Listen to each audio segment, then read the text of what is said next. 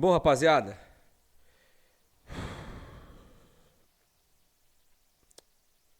não vai ser fácil, mas vamos continuar o nosso trabalho, né? Vou falar uma coisa aqui pra vocês. Vocês sabem, né, que eu sempre adotei aqui com vocês o fato de vocês serem meus amigos e eu contar, basicamente, as coisas que estão acontecendo na minha vida. Vocês lembram que eu comentei na live, quem acompanhou a live, e eu também comentei, inclusive no pós-jogo, entre Clube do Remo e CRB, que o meu sogro, ele tava mal no hospital, né? Tava na UTI e que a situação dele era muito delicada.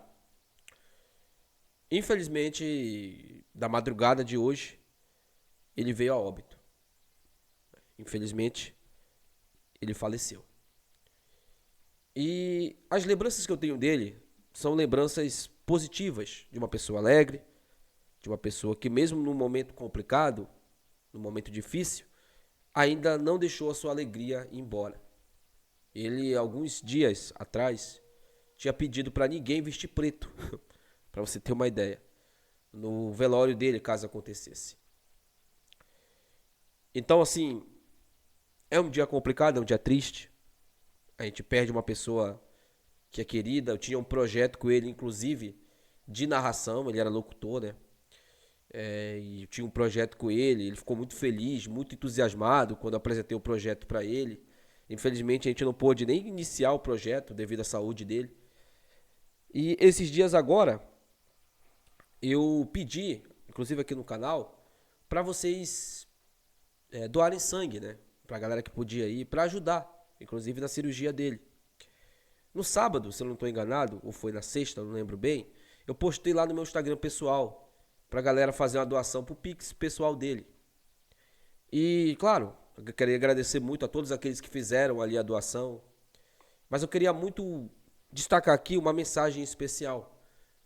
Teve um torcedor que me chamou no Instagram lá, no privado, e disse: Wene, eu sou torcedor do Paysandu, mas eu fiz a minha contribuição lá, porque apesar de da gente ser rival, mas nesses momentos a gente tem que ajudar.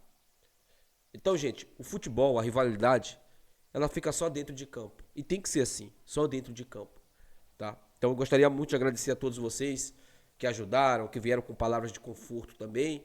É um momento que não é um momento fácil, infelizmente, mas a gente tem que trabalhar, né? Temos que trabalhar, trazer aqui as informações para vocês. E eu quero que vocês também sigam aí o dia de vocês felizes, tá? Felizes e abracem todas aquelas pessoas que vocês gostam. É importante. Nesses momentos é importante a gente estar e aproveitar cada minuto com as pessoas que a gente gosta. Que Deus receba aí o nosso querido Chico Moreira no céu e possa confortar também o coração dos familiares dele. Bom, rapaziada, deixa eu contar aqui algumas informações bem interessantes sobre o Clube do Remo ontem, né, que chegaram para mim, referente ao elenco, às lesões, tá? Atualizar vocês aqui. A gente vai falar também sobre a tabela, né, do Clube do Remo, aí, e também vamos falar sobre as probabilidades que o Clube do Remo tem de subir para a Série A do Campeonato Brasileiro. Primeiramente, bora falar aqui sobre as informações, né? Ontem o Dr. Jean Clay esteve na live lá com o Abner Luiz. Aliás, o Abner Luiz é um jornalista muito requisitado, nome, baita nome, hein? Leva todo mundo, levou o Braz, levando o Jean Clay. O Dr. Jean Clay quase não gosta de aparecer, de dar entrevista. Que moral o Abner Luiz tem, né? Espero que quando ele criticar também, vocês façam o que vocês fazem com a mídia alternativa, tá? Porque o Abner Luiz também critica, tá? O Abner Luiz também faz as críticas dele. Então espero que vocês entendam, comecem a entender que o nosso trabalho não é só elogio, é também crítica quando vocês estiverem errando. Mas que bom que ele trouxe aí essas informações e que ele continue esse trabalho, que é um trabalho muito bom, o trabalho do Abner Luiz. Vamos lá. Dr. Jean Clay atualizou sobre os jogadores do Remo após o jogo contra o Cuiabá. Panagiotis não vai jogar, tá? Já tá certo, porque ele teve uma lesão muscular na panturrilha no jogo contra o Novo Horizontino. Talvez ele volte só contra o Novo Horizontino, tá? No jogo contra o Cuiabá que ele teve a lesão, tá, gente? Talvez ele volte só no jogo contra o Novo Horizontino ou até mesmo contra o Avaí. Esse jogo contra a Chape já tá descartado. Nico, contusão simples e ele será reintegrado ao elenco, tá? O Nico provavelmente vai pro jogo. Marcelinho do mesmo jeito, teve O Dr. Jean Clay, junto com a equipe lá, acharam que ele poderia ter tido uma fratura no tornozelo, mas não, tá? Graças a Deus não foi, e ele vai ser integrado também para treinar normalmente. Natan Camargo será reintegrado normalmente. Não sei se ele vai começar jogando, mas se eu sou o Guto, dou minutagem pro Natan Camargo, até porque ele vinha sendo titular e vinha sendo muito importante no nosso esquema tático. Igor Vinícius deve ser reintegrado, tá, gente?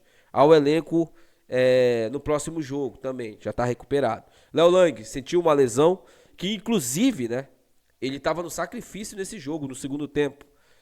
Porque o Vinícius não podia entrar, o garoto lá era muito jovem que tava lá, né? Toda aquela questão que você já sabe. E o Marcelo Rangel, né? Que a recuperação dele tá avançando muito bem. E tem uma expectativa mínima, mas ainda uma expectativa dele jogar nessa temporada ainda. Eu queria ver o Rangel, pelo menos no último jogo, pelo menos à beira do gramado, né, gente? Se ele não puder entrar em campo, mas ele pelo menos está lá comemorando com os jogadores, se Deus quiser, o nosso acesso. Bora falar aqui sobre o provável titular no lugar do Panagiotis. 2 jogadores brigam por essa posição, né? Que é justamente o Natan e o Cantígio. Eu acho que o Natan deverá ser o titular, deverá ser ele, Pedro Castro e o Caio Vinícius nesse jogo contra a Chape, tá? Até pela lógica que o Guto Ferreira vem adotando. É um treinador que vem mantendo ali a sua eu diria, lógica ali na montagem do time. Então, provavelmente, esses jogadores aí, o Natan deverá ser o titular, tá? Mas não me surpreenderia se ele colocasse o Cantígio de titular, apesar do Cantígio não ter nem jogado, mas com o nosso querido treinador Guto Ferreira. Bom, gente, sobre a tabela do Campeonato Brasileiro, né? Vocês sabem, já estou careca de saber, que o Clube do Remo tem 67 pontos. Segundo as projeções, 62 pontos já garante um time na Série A do Campeonato Brasileiro. Segundo as projeções. Então, teoricamente, o Clube do Remo teria que somar mais 5 pontos. Isso quer dizer o quê, Wenny?